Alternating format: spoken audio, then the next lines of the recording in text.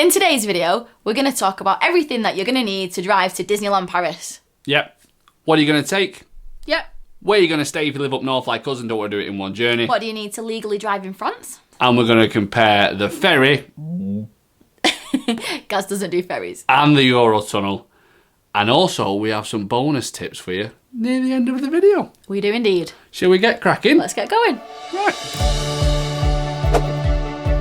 Hi everyone. Hey guys. Welcome to the channel. If you haven't been here before, my name is Gaz. And I'm Ange. And we are the Kershaw's Adventures. Our channel is mainly based around adventures with our family. Yes. And mainly Disney. Mainly Disney. So the reason why you're all here is because Disneyland Paris have announced that from the 15th of July, they are now open. Woohoo! A lot more people are excited about Disneyland Paris opening than they would have been a few months ago. Me for one. Definitely. Also, from the 10th of July, the UK have now axed the 14-day quarantine period to travel to France. On top of that, the US cases for coronavirus keep going up. Yeah, And up. the restrictions are all still in place, so we can't actually fly there right now. No, so the chances are, if you want to go to a Disney park this year... Yeah, as of this video being made, you're going to be going to Disneyland Paris. So now we're going to talk about the ferry versus the Eurotunnel. Yes. So we're going to go through different categories, explain the difference between the two, and then we're going to tell you what we think is the best out of the two options. Should we start at arrival then? Yeah, let's start at arrival. Okay, so for the ferry, you arrive at the port, you follow signs for check-in, you'll go through the French passport control and then the English passport control, and then you're going to go to the check-in window, where you will get a printout of a ticket, which you will hang in your rearview mirror, and that will give you your lane number that you then have to drive to, and you'll board from there. Yep. Do you want to do the Eurotunnel? So the Eurotunnel is pretty straightforward. If you've booked online and you've completed your advanced passenger information, when you drive up to the kiosk, it'll automatically recognise you from your number plate, and it'll come up on the screen to say, "Is this you?" And it'll also go through everyone who's in the car. If it doesn't come up, don't worry about it. Just have your booking reference number available. You type that on the screen, and it'll print you out that hanger thing to put on the rearview mirror. As soon as you go that, you head through to the services, and they have big blue screens which will have the number or the letter of your Eurotunnel, and it'll give you a time when you're going to head over to get yourself onto the tube. So that number's going to be on your hanger? Yes. When you're ready and you're called, you then drive towards where the trains are, and you'll go through the British passport control, then you'll go through the French passport control, and as soon as you've pretty much gone through that, you're technically in France. And then you go to your lane? Yep, you head over to your lane, they'll call you, tell you whether you're going upper deck or lower deck, unless you've got a massive vehicle and you go to a different location, but they'll tell you that nearer the time. Yeah. And then you're on the Eurotunnel on your way to France. You are. So that is arrival. Yep. Should we go through price? Yes. So depending on when you book, they're pretty much the same, aren't they? Eurotunnel is a little bit more expensive. Yeah, not a great deal. We think it's worth it for the few extra pounds that it is. Yeah. Just because of how quick it is and how easy it is. If you're booking on the day, which we don't recommend to do, no. The Eurotunnel will be a little bit more expensive than what you get for the ferry. There's a few options in terms of tickets to kind of keep in mind, really. Both of them have an option for kind of like your bog standard, non-refundable, non-transferable. You need to get on either this ferry or this Eurotunnel, and if you don't, it's tough. Yeah. Or you can spend a little bit more and you get a bit more flexibility. So you can either have it where it's like 4 hours, so you Either can side of your time. Yep. Or you can pay a little bit more and you can have it pretty much just turn up at the bay. At dock, the tunnel, ferry, whenever you want. Wherever it is, and then you can just pretty much do that. But you're probably talking about, what, double the price? There's a big difference in price, but we've got some tables, which we'll throw on the screen now so that you can see the difference between the two. We were a lot more comfortable using the services in the Eurotunnel rather than the ferry. Because that's like a traditional services that you would get along a motorway. Yeah, both of these services you have to check in at least 45 minutes prior. Yeah, check-in closes. Yeah, so kind of keep that in mind if you are wanting to kind of use the services and something like that. Especially with the ferry, we were a little bit cutting that short, weren't we? So we didn't feel comfortable enough to go to the services. Yeah, so we didn't really see what they had, but I don't think it's an awful lot for the car passengers. No. I think it's just like vending machines and toilets. Yeah. So one thing to keep in mind as well at the moment with COVID, the situation with the services It's a little bit different than it would be usually. So with the Eurotunnel, at the moment, only the Starbucks and I think there's one other restaurant that's open. All takeaway. No one is allowed to sit inside the services at the moment. Yep. Or you can download their app and you can sit in one of their parking bays, and then you just select what food and drink you want, and they will bring it to you, which I think is a really good benefit. Yeah. Toilets are still open, and 100% need to make sure you do that on the Eurotunnel, because the toilets that are actually on the train have been taken down temporarily. Closed. Temporarily, yeah. Yeah, they're closed. So if you've got little uns, make sure you take them to the toilet, because you do not want to be in that situation when you're on the train. It is only like a 35-minute journey though, so it's not too bad. That probably takes us nicely onto the next part, which is journey time. So with the Eurotunnel, as Annie says, it's 35 minutes. Yeah. Whereas the ferry, you're looking around about an hour and a half, maybe a little bit longer. Yeah, but you do have things on board to keep you entertained. So there is like a Starbucks, there's restaurants. I think there's even a casino. Yes. Area. I mean, casino is kind of like slots arcade, area, slot machine, yeah, arcadey, like an over 18s arcade area. Yeah. And there's like a few other bits and bobs on there. There's like a kids area. Yeah. Did I say that already? Yeah. Probably did say that already. Just keep it in mind, obviously, with COVID, that some of these potentially might be out of action for the time being, or they're going to be heavily cleaned. So there's that. There's a duty free on board. Yes. But you've got to keep in mind in terms of the social distancing aspect. So with the Eurotunnel, you're staying in your car. Yes. The chances are you're not going to be getting out, and if you are, you ain't going to be going far at all, especially because everything's closed on there at the minute. Whereas with the ferry, yeah, it's a big boat. It's a big boat, and you can't stay in your car. Yeah. So you will be going onto the boat, you will be around other people. Hopefully they should have enough stuff in place so you are at least 2 meters apart, and it is mandatory to make sure that you wear masks the entire journey, so keep that in mind. You have to have a mask. And I believe that the Starbucks and the restaurant are all pre-packaged takeaway. Yes, there's nothing on there that's available to kind of touch or anything like that. It's like with the sugars and stuff like that, that's all been kind of taken away. You have to request that rather than it just being left out. Which is good. Yeah, exactly. It's just, COVID secure. Yeah. One last thing that we definitely need to mention is the seasickness. Yes, if you have motion sickness on a boat, do not do the ferry. Well, no, we did it in January. I was extremely poorly. I knew that I was going to be, but I said, I'll suck it up. It's an hour and a half and it's like £150 cheaper. I'm fine to suck it up. We have a video. Oh no, we weren't fine. No, we've got a video. I'll insert the video now. It's all about sitting in the kids area on the world's most smallest seat while your child plays with some toys and watches a film and your husband has a nap or sleep so that he can drive us on the next part of our journey. Yeah, as you can see, this one went to sleep, left me to look after Ollie. Thanks. I was the driver. We need to make sure that the driver was safe, especially because you were the French driver. Said driver had never drove in France before. This is a good point. So, and that is why I did it. Yeah, so that is the difference between the ferry and the Eurotunnel. Yeah. For us, we are going to stick to the Eurotunnel. I think the pros outweigh the cons in terms of that. Massively for us. We don't get sick. It's much faster. We're more comfortable. Yeah, and you're staying away from people. So yeah, let's move on to the next thing, which is all about people that are up north. You southerners, you can move on to the next section. I will put here right now where you can skip to. But for us northerners, the trip to get to Dover or Folkestone can take a bit of time. It does. It takes us about 6.5 hours on a good run. Yeah. Yeah. We tend to break the journey up into 2 sections. You can do it in one. We did it in one on the way back, didn't we? Yeah, we did. But again, if you're driving down, you've got to bear in mind the time it takes you to get across to France, and also that time difference as well. You are losing an hour. So for us, we always kind of head down to get the down day to before. Yeah, exactly. And we stay. We chill out in the hotel nearby. So depending on where you're going, we have 2 recommendations. If you're staying at Dover.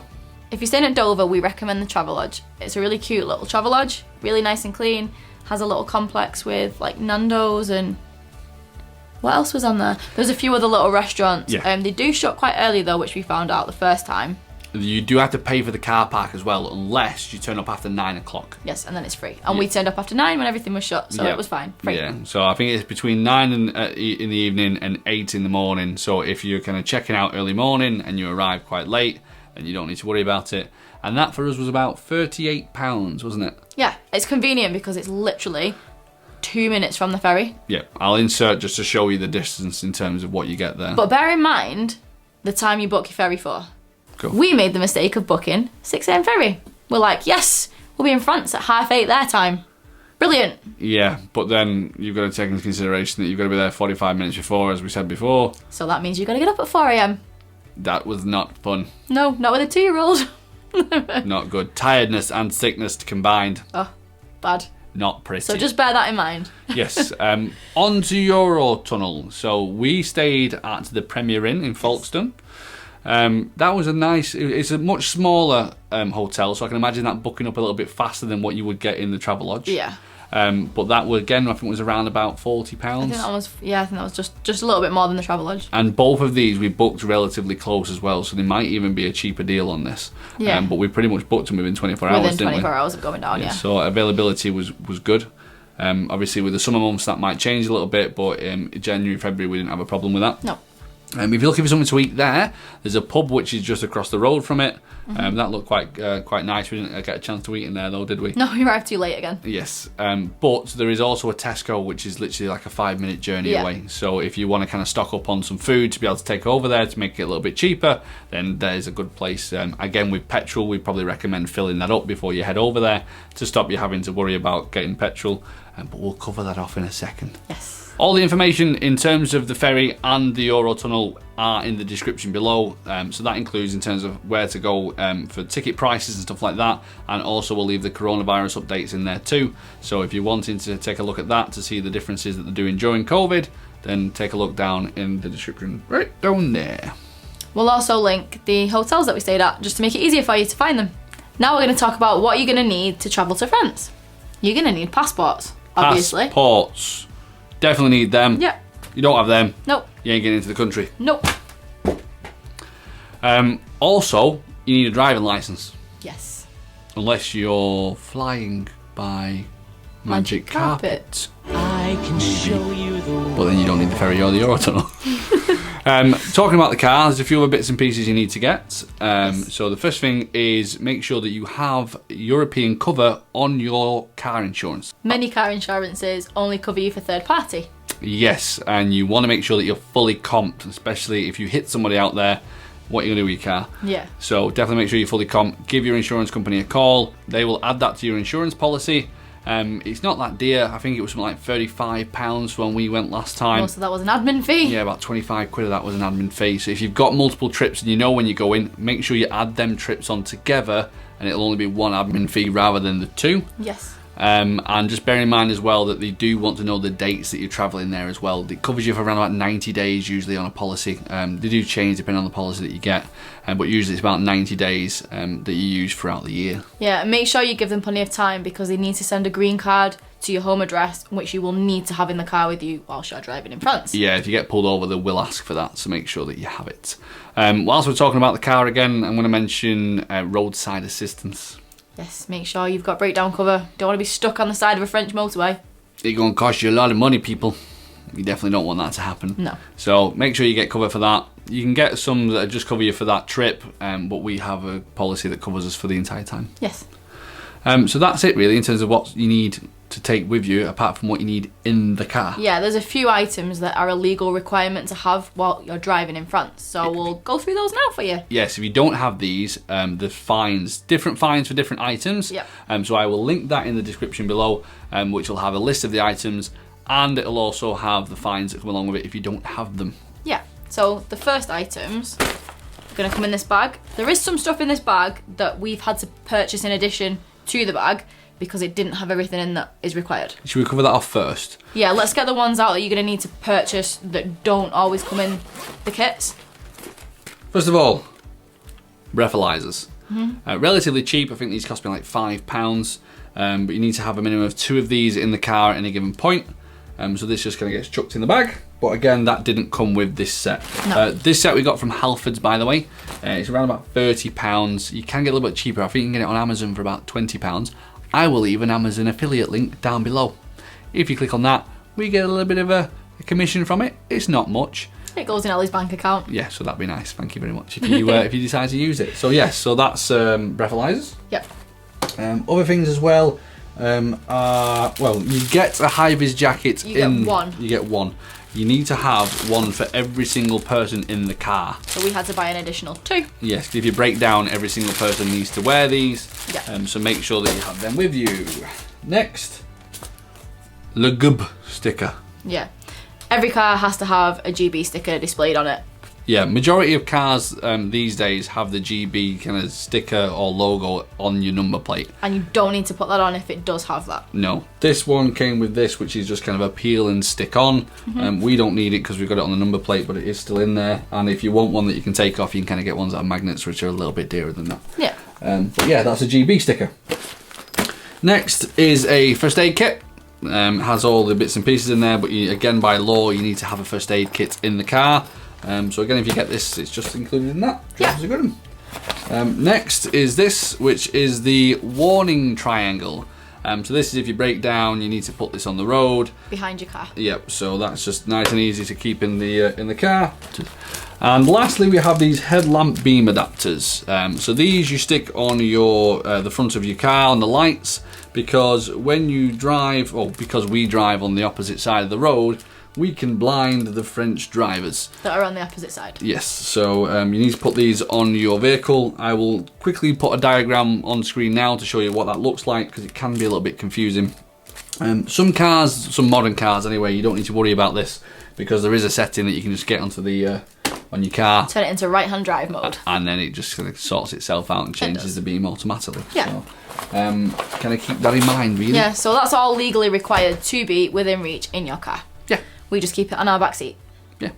And then if you need it, you need it. If you don't, it's still You're in the legal. car. It's still in the car. So next up is the differences for driving in France.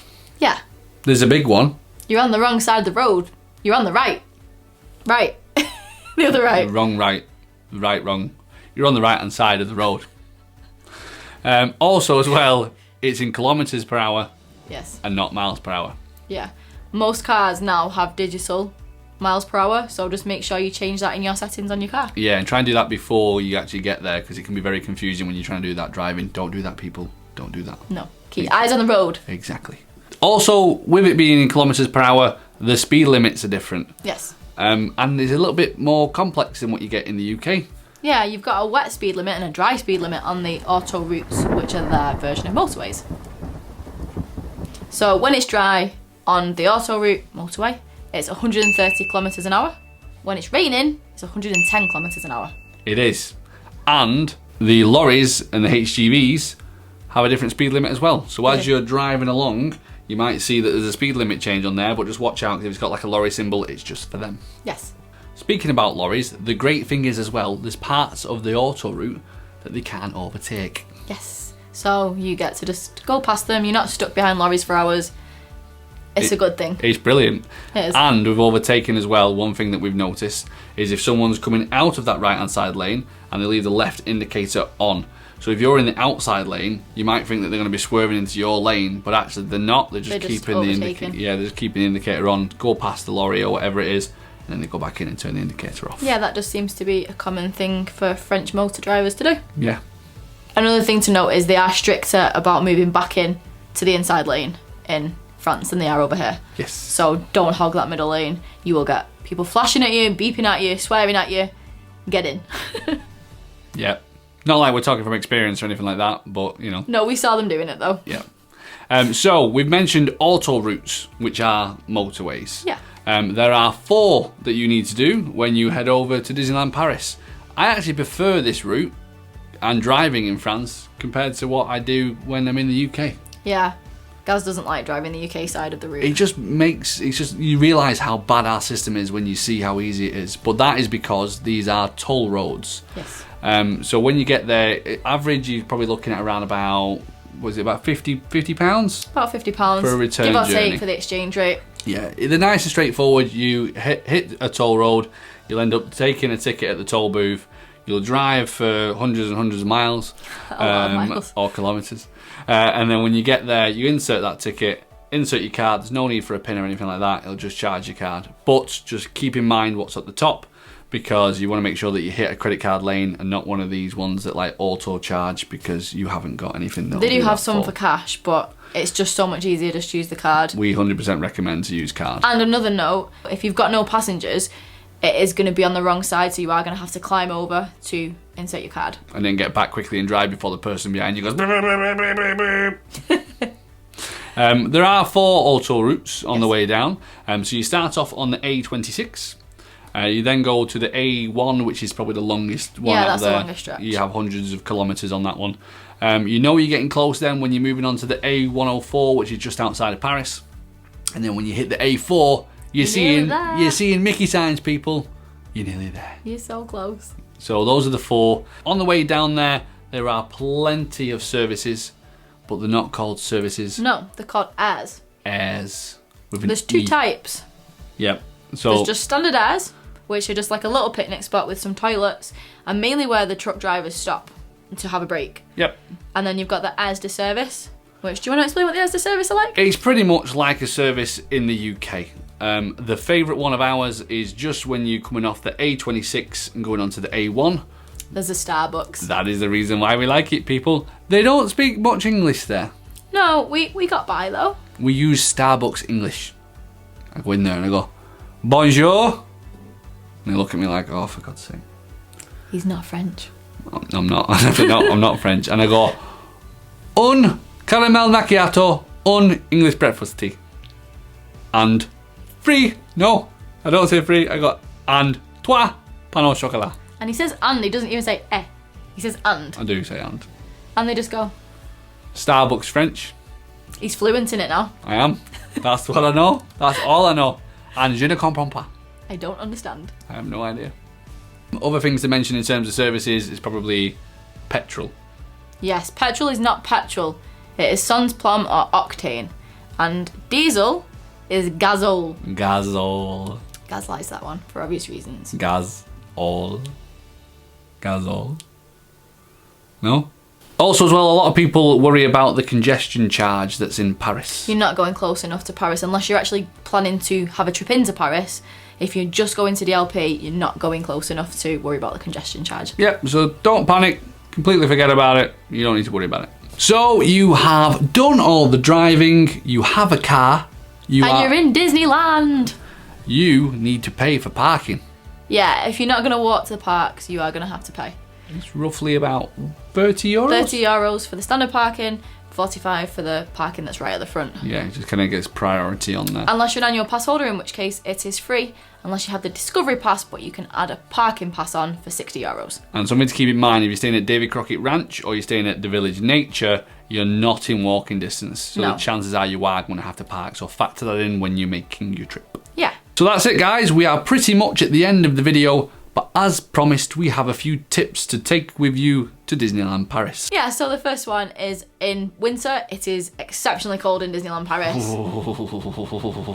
It was 2 degrees in February and it rained the whole time and we were cold. So these guys helped us out. They're called hot hands. You literally just rip them open and they get hot and they stay hot for about 10 hours. Stick them in your pocket and then to keep your hands warm. Jobs are good. Yeah, saves you getting too cold. The second one's a little bit bigger. It is. So this is our plug-in heater and cooler, which is great. Look at the size! So if you don't want to eat in Disneyland Paris because it is quite expensive to do, you can take some extra bits down with you and keep them cool on the way down there. Yeah, so when we went in February, we stayed at an apartment and we decided to just take ready meals with us. The amount of money that we saved on not eating in Disney was unbelievable. It was a lot of money. The food isn't that great at Disneyland Paris. From what we've seen anyway, we haven't actually had a decent meal from there for a while. Not yet. And it's expensive. So we just took this out. It's around about 65 quid. Again, cheeky plug, Amazon delivery down below. Yeah, and we put our milk in it so we could have our tea and coffee. And the good thing is as well, you can kind of change it. So that one's the... Yeah, this is for the car. And it also comes with a European plug and a European plug adapter. So you can just plug it straight into the mains. So like when we were staying at Dover overnight and we had milk, it could still be cool. We didn't need to worry about a fridge. Yeah, one thing to note though is it is a little bit noisy, the fan on it. So if you are a light sleeper, just bear that in mind if you are plugging it in overnight in your hotel. And now, this thing is brilliant. We set it to heat. It goes nice and hot. We go to McDonald's.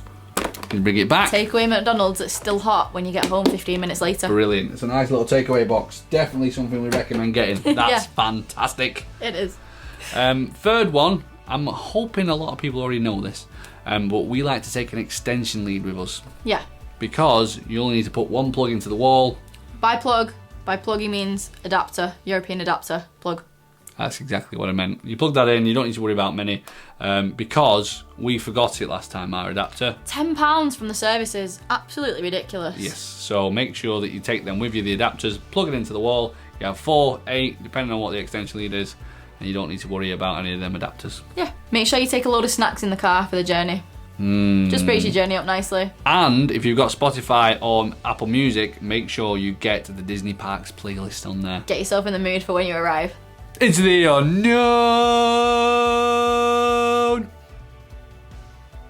Into the unknown. Don't go with the day job. Into the unknown.